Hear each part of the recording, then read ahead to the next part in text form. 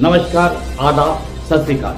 News IBN 2020 में आपका स्वागत है। सच कभी छुपता नहीं, IBN कभी रुकता नहीं। मैं सरवर खान सरीवाला आपको दिन भर की खबरों से रूबरू।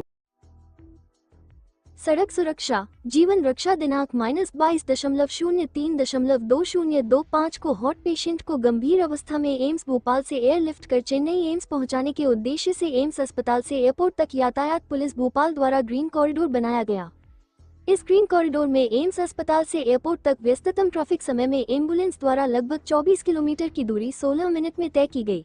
इस व्यवस्था में यातायात पुलिस के 01 सहायक पुलिस आयुक्त, 04 निरीक्षक, 05 उप निरीक्षक, 10 सुनी, 55 प्रधान आरक्षक कुल 75 अधिकारी कर्मचारी लगाए गए। नगरीय यातायात पुलिस भोपाल।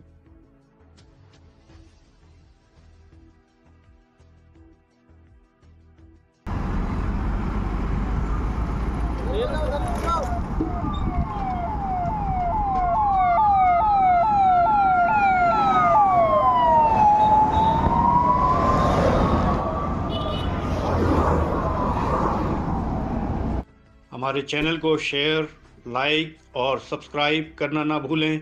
बेल आइकन दबाएं, हमारे चैनल को सब्सक्राइब करें और लाइक करें।